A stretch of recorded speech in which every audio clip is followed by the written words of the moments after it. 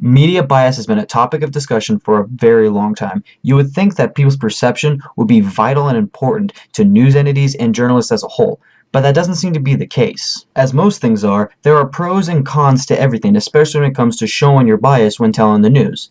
However, with the constant changing of the media, it seems that that is the direction of where news media is headed, showing an open and honest bias. What people don't want to see happening is reporting that is influenced by a certain agenda or having the facts twisted to fit a certain narrative that the reporter wants to get out. However, the reality still remains that we are getting closer and closer to a world where the news will be reported from a certain political perspective, and that will be considered the norm, and that could have a huge impact on journalism. Let's examine how we first got here.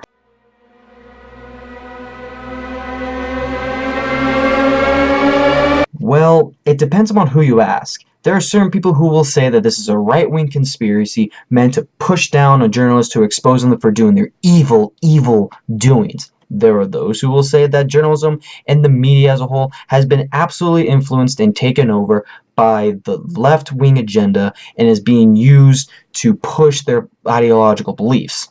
Now, is any of this true? Well, if we're talking in modern day terms, of course, but historically, it's a little complicated. There's a couple of good articles that help support this claim, like from Fortune titled, "Conservatives Are Right, the Media is Very Liberal," and from The Atlantic titled, "Report, Journalists Are Miserable, Liberal, Overeducated, Underpaid, Middle-Aged Men," and it even gives a pretty good comprehensive chart of journalists' political party affiliation.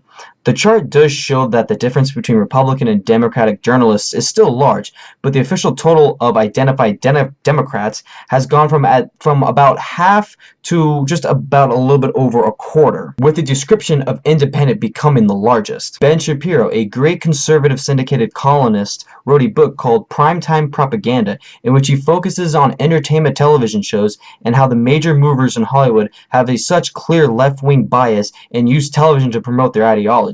In his book, he does a good job defending his points, and he's even able to get a few studio executives to admit to having their political beliefs influence their work and who they hire. Now, you may be asking, how the hell does this affect news media if Ben's dealing with entertainment? Well, I'm glad you asked, you snarky bitch. Most of the news outlets are owned by larger corporations that own other forms of media, and they all kind of get tangled up together.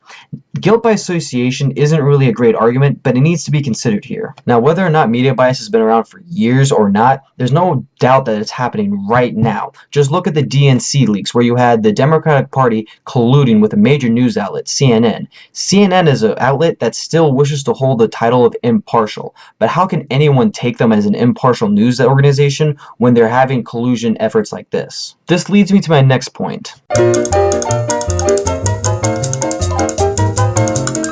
Trust in the media is at an all-time low right now. And no, it's not just because of Trump. It's been happening for a long time right now. Just listen to this.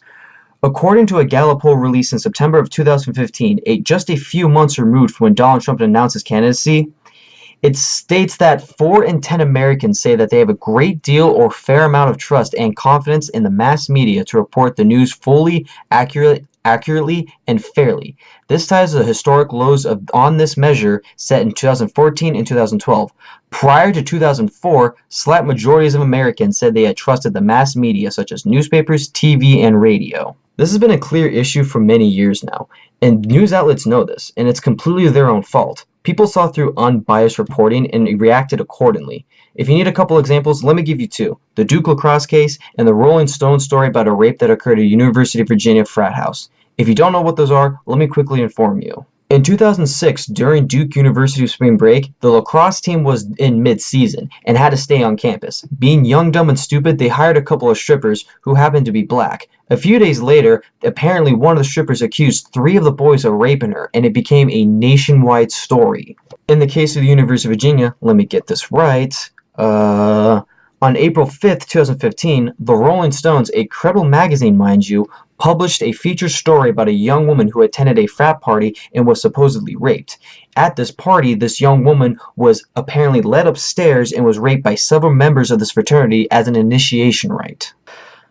Well, the connection between the two stories, they were completely made up and used to fit a narrative. In the case of Duke University, all the news outlets, pretty much all the major news outlets, and a lot of the pundits came and used these boys as an example to fit a narrative that they wanted to push. All the while, these three young men's lives were being completely destroyed for something they never even did. In the case of the Rolling Stones, once again, a writer took advantage of a story, a very shady story, mind you, to try to let people know of an epidemic that was going on, all the while a fraternity and a university were getting smeared for something that never even happened. It's incidents like this, small and large, that make the general public feel like they cannot trust most, if not all, news media. Now, with low trust and an obvious bias showing, this leaves journalism and news media as a whole in a very weird predicament. If you look at the landscape of news media and where the future is all going, I actually see something really unique happening here. While all of the old media outlets continue to die, there's this new thing growing called alternative media, which is mainly based online, and there's something very unique to all of them. They all have an open and honest bias of which way they lean. However, they all still wish to do real journalism. In this day and age, it's damn near impossible to not have an opinion or bias on something. Now, while these new alternative news websites take advantage of some reactionary echo chamber individuals, there's something unique going on still that I see and I think that a lot of other individuals see. These sites are being blatantly honest. They're not hiding behind these fake walls of being unbiased. They're telling you what they see and how they're interpreting it. They're calling it like they see it. From the right-wing side of Breitbart, Drudge, Daily Wire, to the left-wing side of Huffington Post, Mike, they all have certain leanings to them, but they're not lying about it. They're open and they're honest. However, while many will appreciate this, including myself, there must always be pressure when it comes to straight journalism.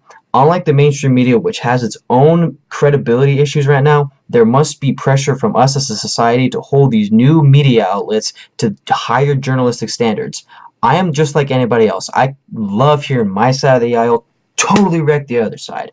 I could sit and listen to a highlight reel of Ben Shapiro, Steven Crowder, and Gret Gutfield all day and night, but I still want journalism done right. As we enter off into this new unknown, it is a little concerning for some who are concerned about the future and credibility of news media and whether or not we can believe what we hear. I am hopeful of this new future. I feel like these news media outlets get what I'm getting.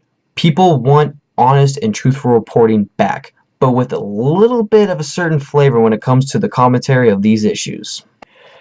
Well, I don't know how to end the video.